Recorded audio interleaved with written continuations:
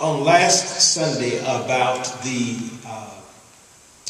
sealing of the saints and the fact that God seals us.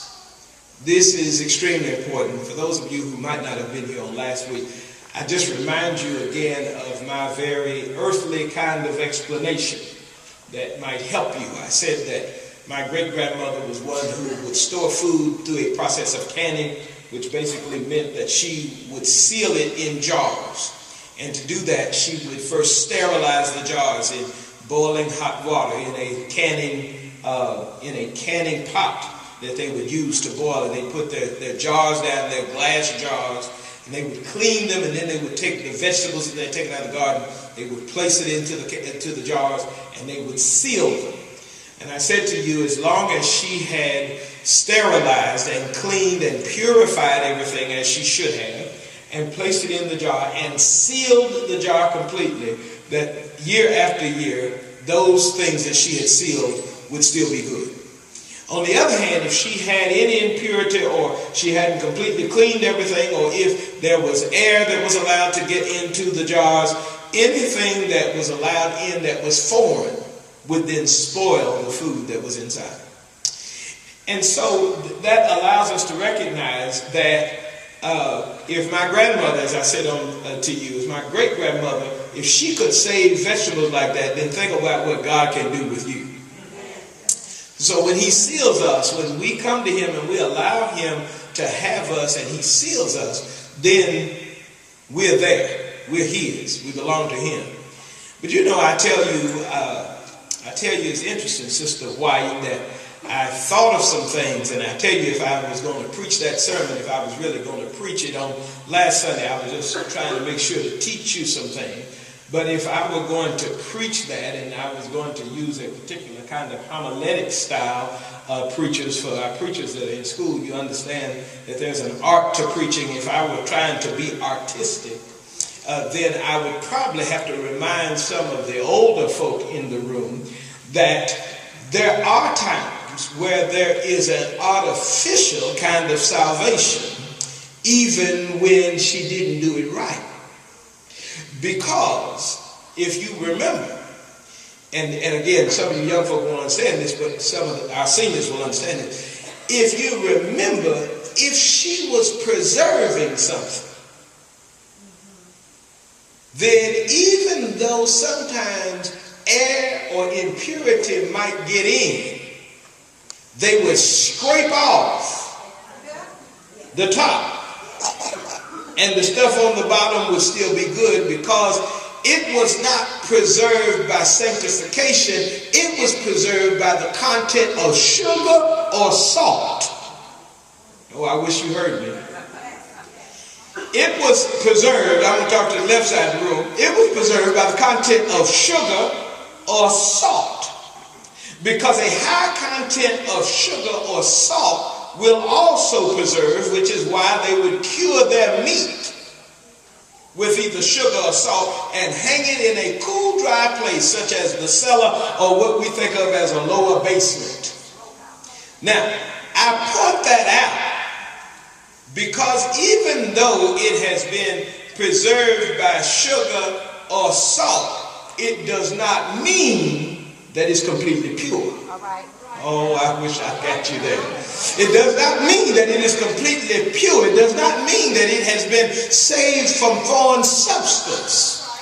And so I want to make sure that you recognize today once again that there are times within the church family that we assume that everybody is saved when there's some that are benefiting from some artificial kinds of salvation, which in the end will not pass the test of muster with regards to the gospel of Jesus Christ. And so we talked about this sealing and how we are sealed. This week it becomes very important in chapter 9, because as you're in Revelation chapter 9, you do realize that God has now, there's a star that has fallen from heaven. We now have this fifth star, or this fifth angel has come forward. The angel comes forward, there's a sound in heaven, and then there's this star I didn't mean fifth star, but this star has dropped. And when the star drops, we find these known as the three trumpets of woe.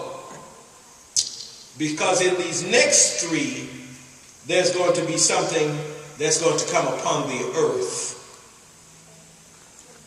because of the dark and satanic movement that will be on the earth. It is different than the first out of the seven. And so this is the first of woe. And so the star falls, hits the earth, and a smoke comes up from the earth, from the interior of the earth, or what we think of as hell. The smoke comes up, and this smoke has in it, or somehow it is, locust. Now, we don't necessarily always call them locusts today. What we probably more commonly, city folk know them as grasshoppers, city folk. And I had to do some research to kind of understand how this works. These grasshoppers are a swarm is a grasshopper, but a grasshopper is not always a swarm. A swarm is a grasshopper. I mean a locust. A locust is a grasshopper. A locust is a grasshopper. But a grasshopper is not always a locust. That's what I'm trying to get across. A locust is a grasshopper when it has the behavior to swarm. I want to make sure you got that, because it's going to really mean something later on. A locust is a grasshopper. But a grasshopper is not always a locust. A locust is a grasshopper who has the behavior to swarm. I need to say it one more time because it's going to be very important for you. A locust is a grasshopper. But a grasshopper is not necessarily a locust. A locust is a grasshopper who has the behavior to swarm.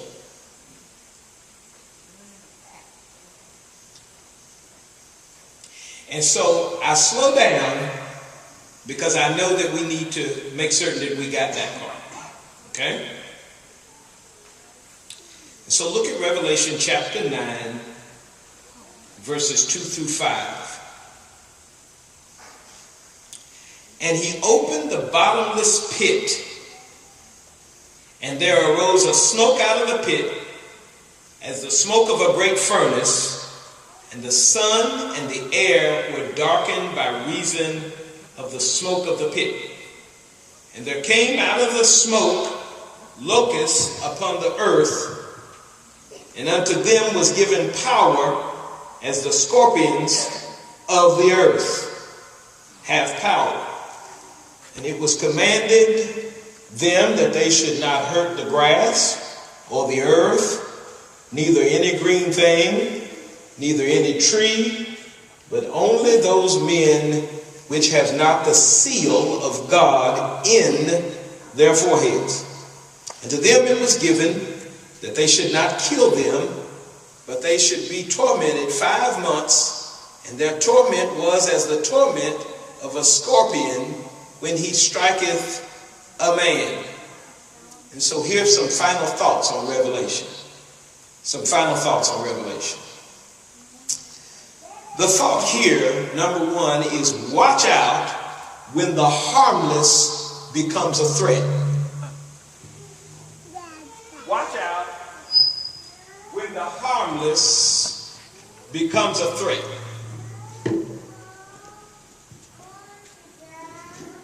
Watch out when the harmless becomes a threat.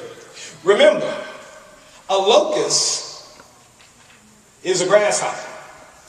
But a grasshopper is not always a locust. A locust is a grasshopper with the behavior to swarm. Watch out when the harmless becomes a threat. Now think about it.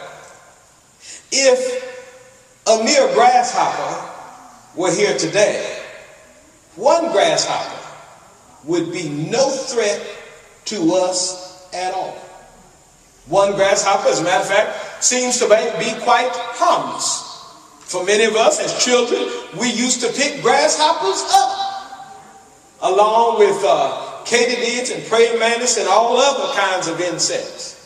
A grasshopper oftentimes is quite fascinating. If you ask Walt Disney, we find out that Jiminy Cricket was our friend and was the conscience to Pinocchio.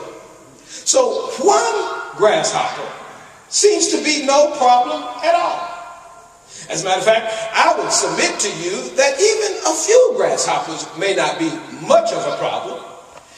Every year when we would visit my father's ancestral home, we would play on the 200 acres of land that my grandparents had farmed, and there were grasshoppers all through the yards. And those grasshoppers, we had fun chasing grasshoppers. We had fun watching them hop in the yard, especially being from the city. I'm sure some of y'all think, boy, they didn't have much to do at all. But when you come from the city and you go to the country and you see all of these wonderful things hopping out of the grass, it's amusing to you. Never was harmed by a grasshopper. Pick them up by the legs, and you're still not harmed, you know. Most it might do is spit at you.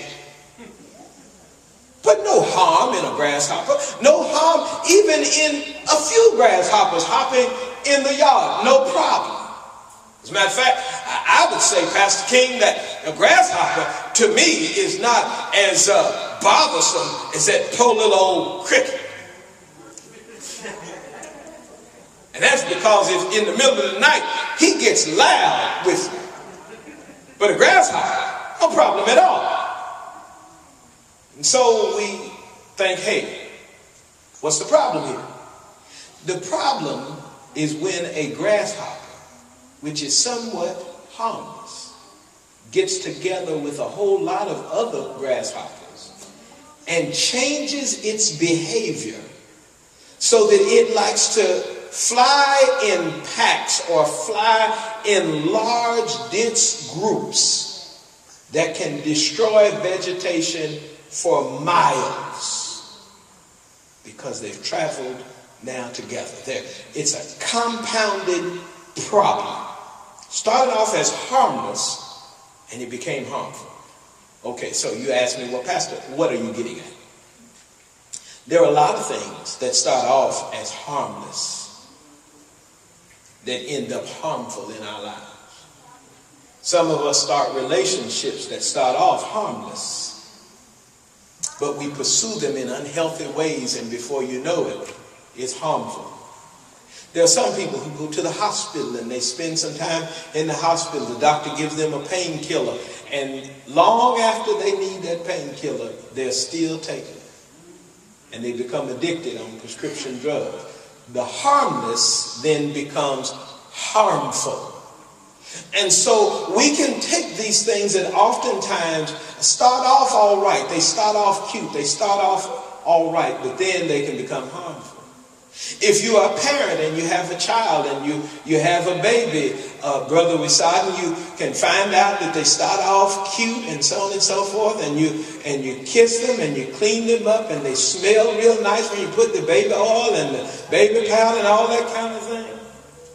But I guarantee you, as they get a little older and they start to get a little older, if you continue to let them do things that they ought not do and you laugh and you smile at it as if they're cute, wait until you end up with a teenager that you've never given any boundaries or limits to.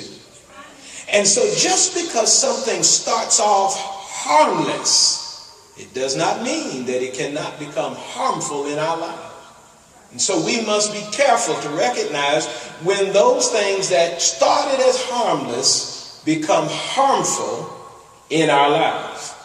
And so what I want you to see is verse 6. And in those days shall men seek death, and shall not find it, and shall desire to die, and death shall flee from them. These locusts became so irritated that people wanted to die. Why did they want to die? They wanted to die because in verses 3, 4, and 5, these locusts are given the power of a scorpion, and they're commanded that they shouldn't hurt the grass or the earth, neither any green thing, neither any tree, but those men who have not the seal of God in their forehead.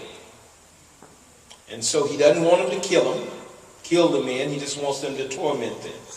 And so they're tormented to the extent that they want to die, but they can't. But these locusts are not to bother the people of God that have been sealed, and they're not, Deacon Williams, to bother the trees or the grass. So what this lets us know is that these locusts are special locusts. These are special grasshoppers. And in this text, we are to understand that they are not sent to deal with the physical earth. And so you say, well, Pastor, why do you point that out?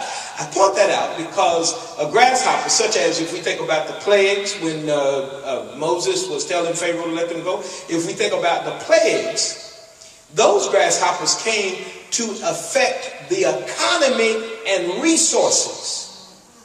Those grasshoppers came to take out fields of vegetation and to create some famine because, again, the food was not there. In times past, grasshoppers in the text and even in our current society, when you hear about locusts coming, these swarms of them, they come to affect the economy and resources. You say, well, Pastor, why do you point that out? I point that out to remind us that these did not come to affect resources. They came to get our attention in other ways. And so I point that out because we are living in an age, as much as we want to say we're in a recession, Sister Ruffin, we're still doing a whole lot better than people who came before us. Because we're supposed to be in a recession, but, you know, my grandparents used to talk about the Depression. And my grandfather used to talk about how people would stand in lines waiting for just a bowl of soup that was pretty much water and a few vegetables. Where people were jumping out of windows and committing suicide because they had no resources at all. And then I've heard people talk about times during the wars where they had rations. We've never really had those kind of times since I've been here.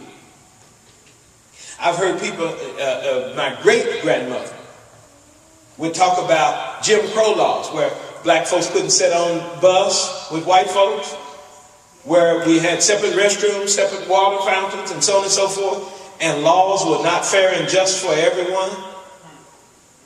You know, I've heard and I've read about slavery in our country, where some people were made to work. I've even heard in past histories about, you know, the plight of the Native Americans. And you can go through and you can look at all of the things that have happened over the years that we've been around as a country. And we're experiencing some of the best days that the country has experienced. It's funny how people can focus on negative things.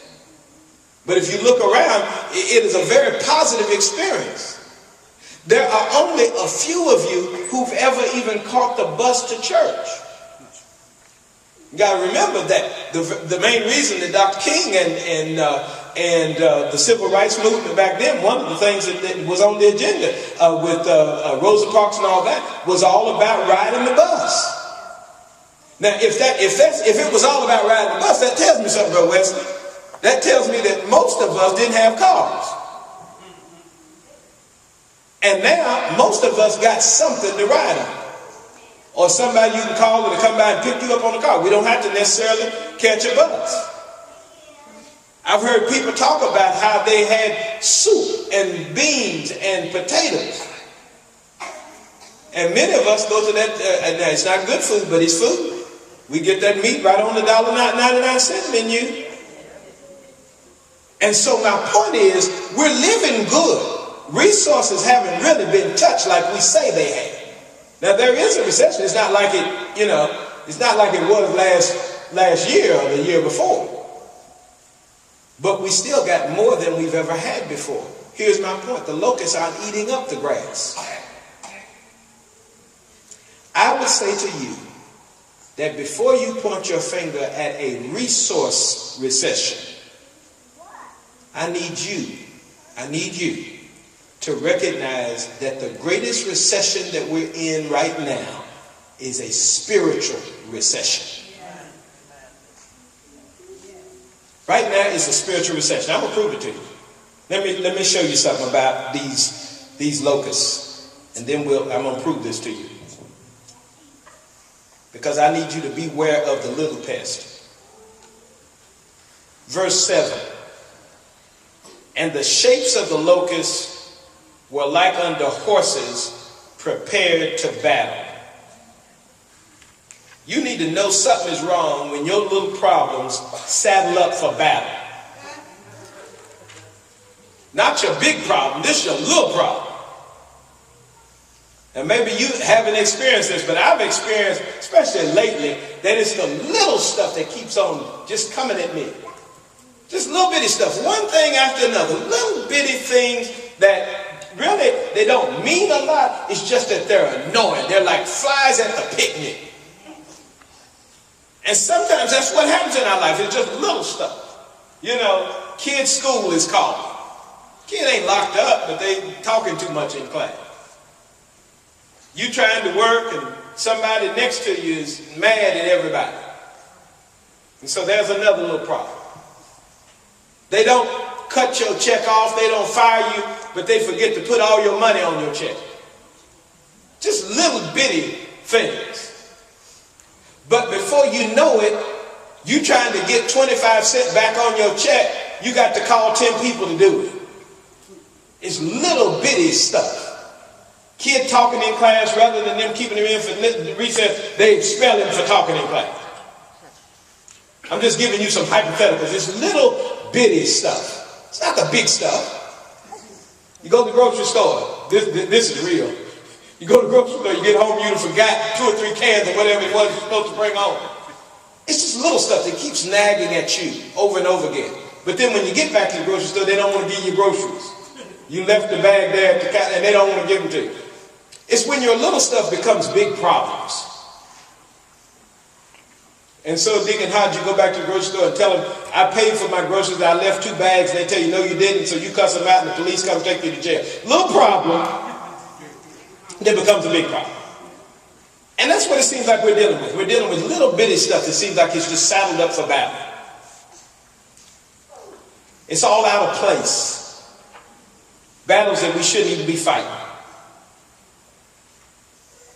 But then in verse 7, not only are they saddled up for battle, but it says their faces were like the faces of men. Your little problems not only saddle up for battle, but they become recognizably familiar. They got faces on them. Your little issues come around so much till now they are regular customers at your place. They're regular residents with you. Your little problems. Your little problems have become so normal that you're okay with them. Because you see them all the time. They're recognizable. They just keep coming. There's so many of them and they keep coming that you know them. You say, I've seen this problem before. Nothing to it. Our church has been under that kind of attack. I just sit at my desk and I say, well, we finished that one. Here's the next one. And we deal with it one after another. We had just to tell you something that happened not too long ago. We had so many fire inspections till I was wondering, was they trying to find the building to become a new firehouse? They come back every other week looking for something. Find something, fix this, fix this, fix this. Just one little bitty problem after another. And so now I know the firemen by now. Familiar. Look at 8. And they had hair of the hair of women, and their teeth were as of lions. Your little problems bite. Not a big problem, just little problems that keep stinging you. And they bother you. That's a problem. That ought to let you know it's time for some change. It ought to let you know you're in the wrong crowd.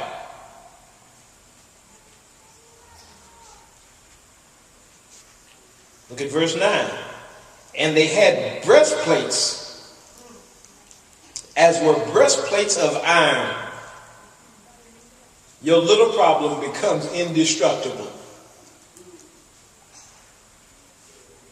Can you see a grasshopper in a breastplate with sharp teeth standing up there looking at you? Now you know that if you, and now, just to tell the tale, I've seen some tough roaches in my lifetime. Not at my mama's house. But I've seen some tough roaches. Oh, not at my wife's either. My wife will let you know we don't have roaches. But I've seen some tough roaches in my lifetime. Hey, we all got some family members that got a roach or two. Some of them dudes is fast. And if you catch him, he's indestructible. You put your foot on him, you think you got him, you raise your foot up, he gone again. Now, if you think those roaches is tough, then think about an insect with a breastplate of iron on it. And so that's what that's letting us know, is that here's something that's virtually indestructible. You hit him and he keep on going. You can't even kill him. Then look at 9 again. He got breastplate of iron on. And the sound of their wings was as the sound of chariots and many horses running to battle. And so he's indestructible, but then he brings fear and intimidation through his sound. And sometimes we have some problems, Brother Ray Saunders, that hit us just by the sound of it. An architect told us something the other week. Just the sound of what he said was intimidating. Sometimes our problems, just hearing about something, bothers us. The sound of it is intimidating. And so the sounds of their wings were intimidating. These little problems, these little pets. Then look at verse 10. And they had tails like unto scorpions. And there was sting in their tails, and their power was to hurt men for 5 months. And so they had, remember they had sharp teeth? Now you recognize that they also have tails with stingers. And so this is your little problem that hurts you coming and going. See, sometimes an issue just hurts you when it comes. Here's an issue that hurts you when it comes, and it hurts you when it leaves. Little problem hurts you coming and going. Okay, so now you see that these little problems come up and that they have some things about them. These little unique problems that allow us to recognize that there are some issues that we ought not be involved in.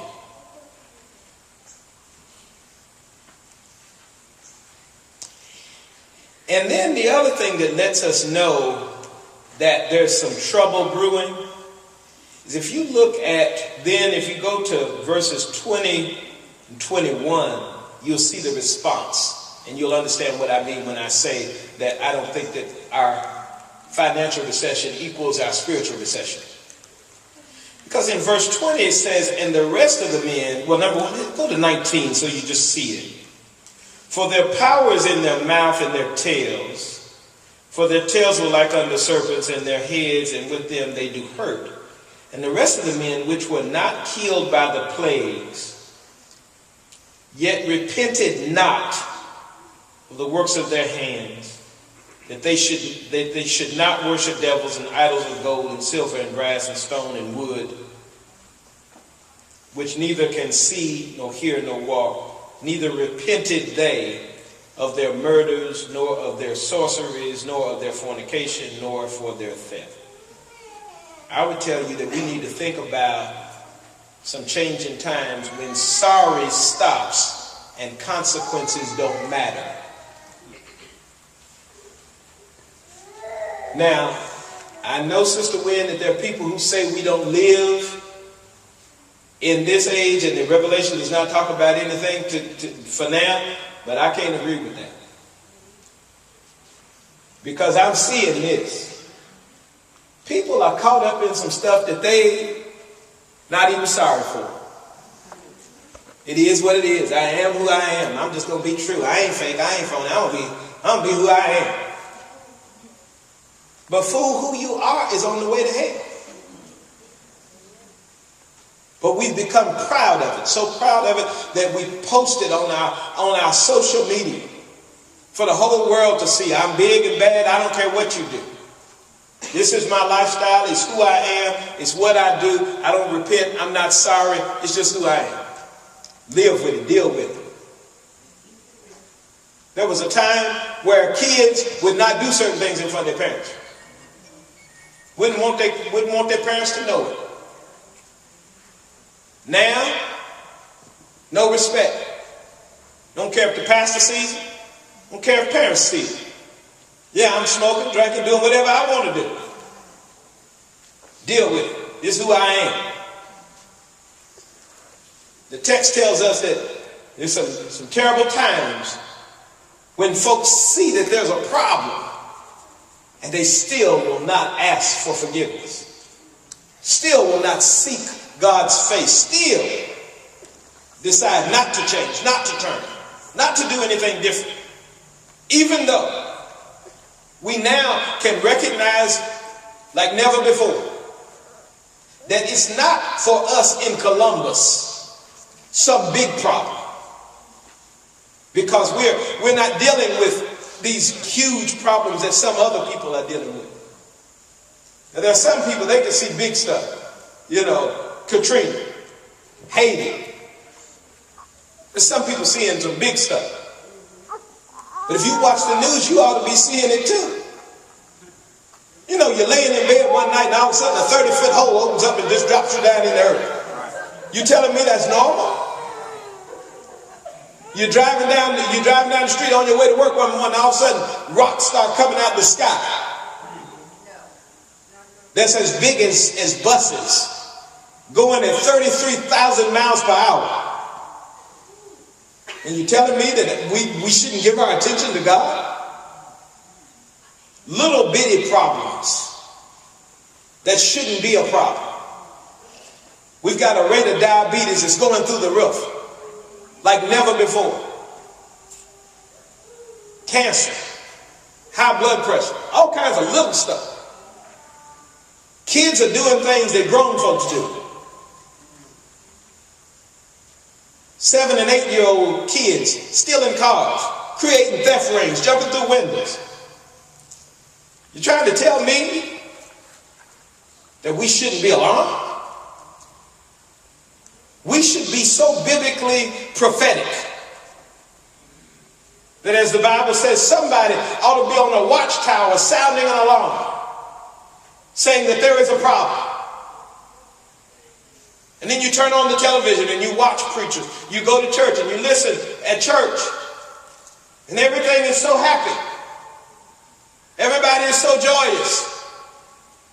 Why? Because my brothers know that if we sing real good and we entertain you, that you'll leave your money. And we've gotten so caught up in you leaving your money that we can't say anything that makes you mad. So even your sin, I must agree with. Because I need you to put your membership on the roll. I I love our visitors. I'm so glad that you come to visit this church. But I'm also so glad that the Lord has blessed about 25 folk to keep a church open no matter what. I don't have to sugarcoat it. I don't have to tell lies. I don't have to say that it's right when it's wrong, because it's wrong. And Lord knows if they put us out of here, we'll be on some street corner still talking. Still talking. Because the fact is, there's something going on that's wrong. It is not natural and normal for people to be so disrespectful. It is not natural and normal for us to flaunt our sin as if it is wonderful and beautiful before God. It is not wonderful and beautiful for me to take off all my clothes and show half my body on my Facebook or on my Instagram. It is not wonderful and beautiful for me to smoke up all my money in weed every week. It's not beautiful and wonderful for me to just keep on. And I'm not trying to be funny, but it's just the truth. When you got to go to the school and there's 10 different names on the road, you ought to think about that. Which child did you come for? Johnson or Thomas or Jackson? We need to think about that. You can get mad at me if you want to, but it's a sign of the time and it's a problem. And it goes against what's biblical. Folks say, well, that hurt my feelings. Well, I'm going to tell you what's going to really hurt you. It's when you try to get into glory and can't get in. Because somebody's lied to you trying to be nice and trying to be politically correct and patting you on the back and saying it's all right. Keep on doing what you've been doing, baby. If you keep on doing, if we keep on doing what we've done as a society, Lord knows we're on our way, as my grandmother used to say, to bust hell wide open.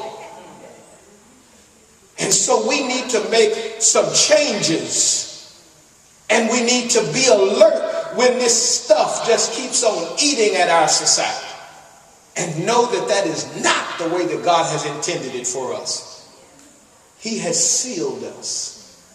And because he has sealed us, as I told you, there are times when I sit at my desk and I see these little problems come. But Sister Lisa, Sister Curry, Sister Palmer, Sister Haynes, Brother Saunders, they've watched these little problems that come through here every now and then. Every now and then, they might get me like that wobble character that you have on your dashboard. Every now and then, I shake a little bit. But I'm going to tell you, if you take that little bobblehead, that's what they call it. If you seal him down to the dashboard good enough, no matter how many bumps in the road you hit, you can go up the mountain and down the mountain. Bobblehead just keep on shaking. But he's planted on that dashboard to go with you wherever you go. And I'm going to tell you right now that what the text tells us is that when he has sealed us from the inside, and the Holy Spirit is with us and leading us and guiding us, then he's got his hand on us, and the little problems can't touch us like that. So I'm going to tell you, when it seems like something is stinging and biting, when it seems like your little problems have become so wonderful that they up on a horse trying to get you and prepared for battle, you tell them, say, look, I've been sealed. You've come to the wrong place. My resources have been sealed. My life has been sealed. My family has been sealed. We have been sealed. So when those little problems come, we just keep on standing, stay planted in Jesus Christ. But I'm going to tell you today that if you haven't been sealed, I'm going to tell you today, there's some people that say, well, preachers ought not preach to the point where folks are scared. Let me tell you, you ought to be scared. Say, well, that's fear-mongering. People ought not fear-mongering. You know, it's one thing if I'm trying to scare you to get your money. I care less about your money. What I'm trying to do is give you the fear of the Lord. Because I don't want your money. What I want you to do is turn your soul over to him. Because if you don't do that, let me tell you that we're on our way. Somebody said, well, that's fire and brimstone. Well, I got news for you. Didn't you hear in the text that the pit shall be opened? And when it opened, there's some folk that are going to the pit. Let me tell you that it might feel good now. Right now, you might be looking for a light for your joy. But keep on living and it'll light you. Keep on living and you'll have more fire than you want. And so we must change. We must make a new Christ Jesus. We must stop all of this drunkenness and live soberly before the Lord. He's calling for sober men and women. He is calling for us to think with wisdom and knowledge. Our souls are deprived. We're talking about a financial recession and our minds are placed on a sequester. But I tell you, our minds ought to be placed on a spiritual sequester. Because it seems like we have shut down our morality. We've shut down the righteousness that ought to be within us. The Holy Spirit is yet alive and it ought to be inside of us. We need to evict these little pests. We need to evict these little pests. We need to examine ourselves and ask God to become our spiritual exterminator. I'm tired of being bit. I'm tired of being hit, coming and go. I'm tired of something that I can't get rid of. God, I need you to do it. I smack him, but it seemed like he got on a breastplate. But I know, God, that you got enough power to take out these little pests. Yeah, everything I say, it seems like they get me coming and going. But I know, God, you can do it. And so today, let this be the day that you say, I'm going to be different. I want God to lead me and guide me all the way. Amen.